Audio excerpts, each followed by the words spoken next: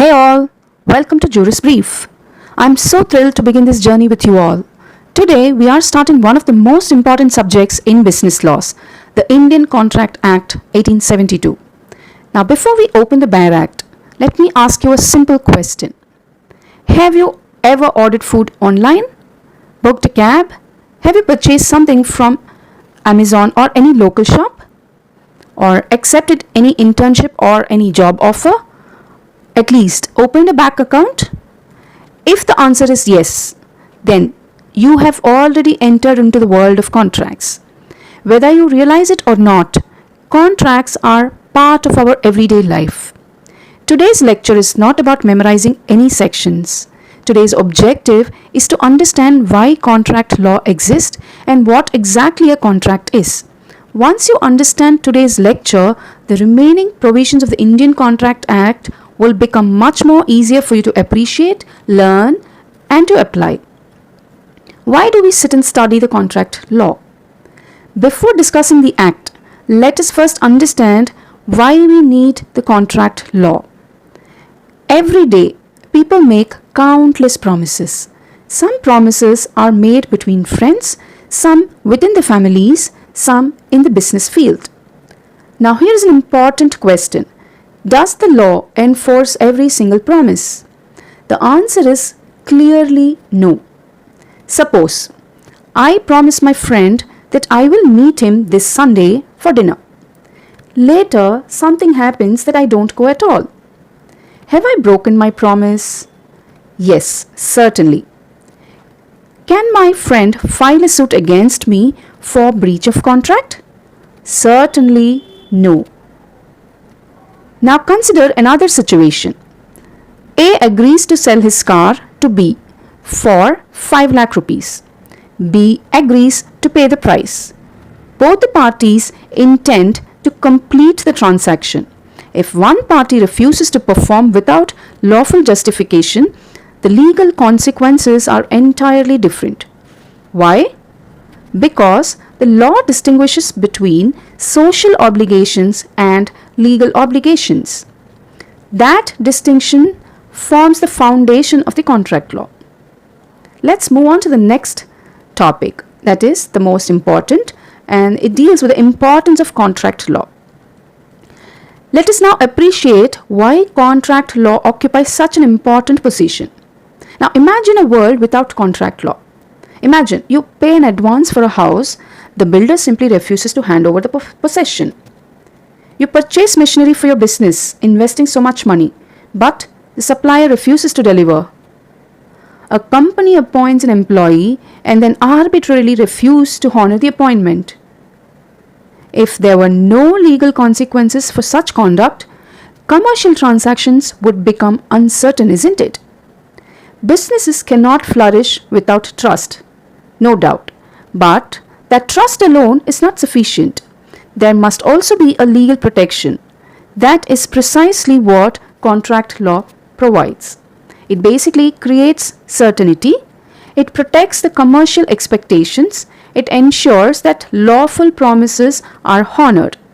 This is why the Indian Contract Act is regarded as one of the most fundamental legislations governing commercial relationships. After knowing the need and the importance, now let us briefly understand how the Indian Contract Act came into existence. Before the year 1872, India did not have a single comprehensive law governing the contracts. In ancient India, contracts were guided by Hindu law sources such as the Vedas, Smritis, and Dharmashastras. Transactions were bilateral and based on free consent. Under Mughal rule, Mohammedan law governed contracts, emphasizing mutual consent. Hindu law restricted minors, intoxicated persons, and handicapped individuals from contracting. Narada Smriti considered persons below 16 years incompetent. During the British rule, English law applied in presidency towns under the Charter of 1726. Now, whenever disputes arose, courts actually relied upon different sources. Sometimes they applied English common law, sometimes they followed local customs, and in other cases they applied the principles of justice, equity, and good conscience. While these principles often produced fair results, they also lacked uniformity. Think about it. Suppose two merchants entered into similar agreements in different parts of India. If different courts apply different principles, would there be any certainty? Obviously not. As trade and commerce expanded during the 19th century, merchants actually required a uniform legal framework. The legislature therefore enacted the Indian Contract Act 1872, which came into force on September 1st, 1872. Its primary purpose was to codify the general principles governing contracts and to provide certainty in commercial transactions. So I was just now explaining codify, right? Now we have to understand what is actually the meaning of codify.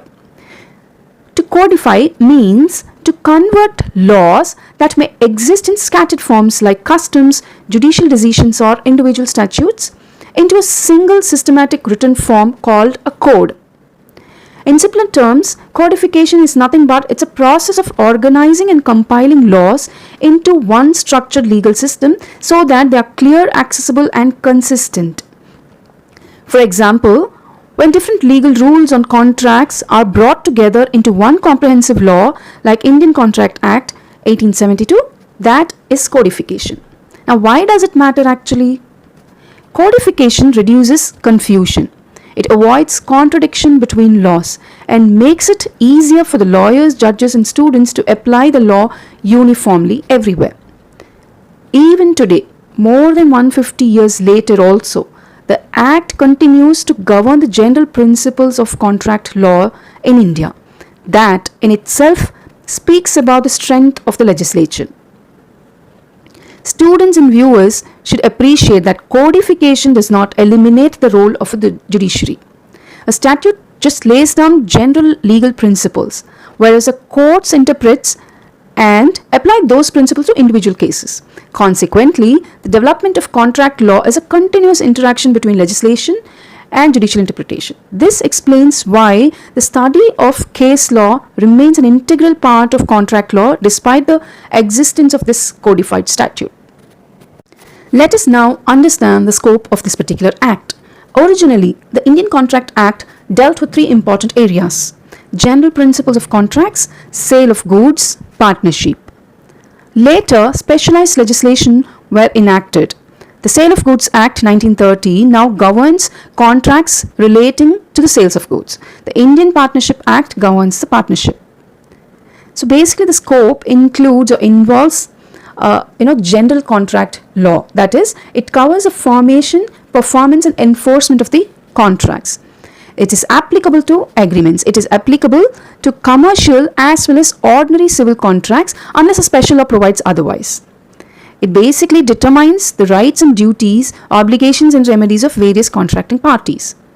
It also covers the entire life cycle of a contract. That is, it covers from offer and acceptance to performance breach and the remedies for those breaches.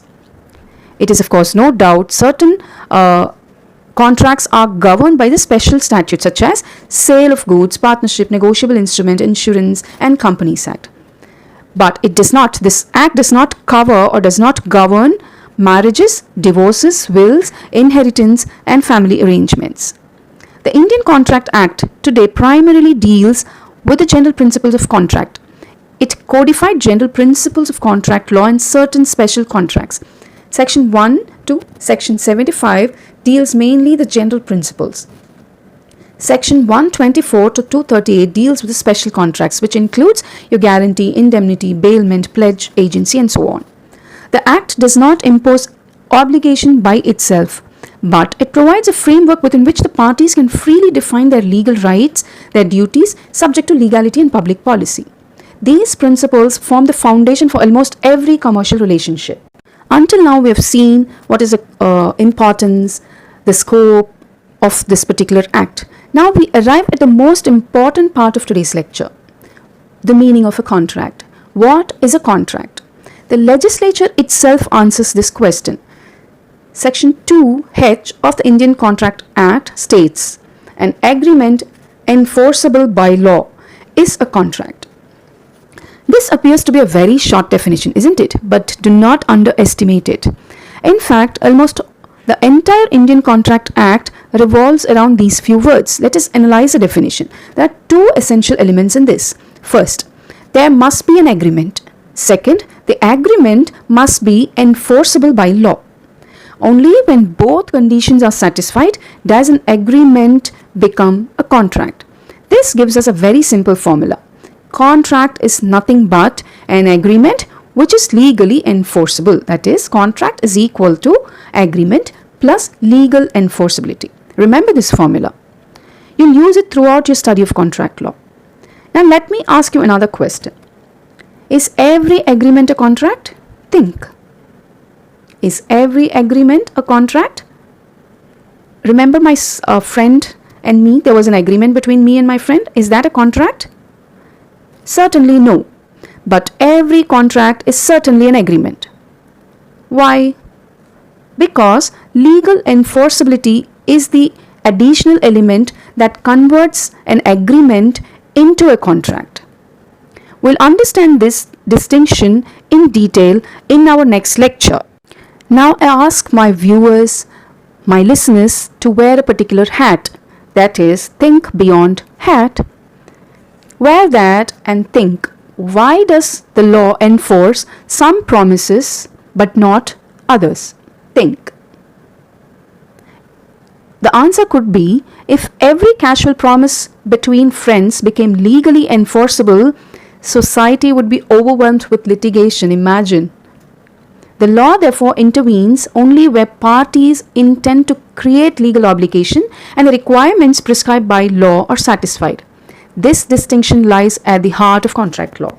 We have now come to the concluding part of today's lecture. So what did we learn today?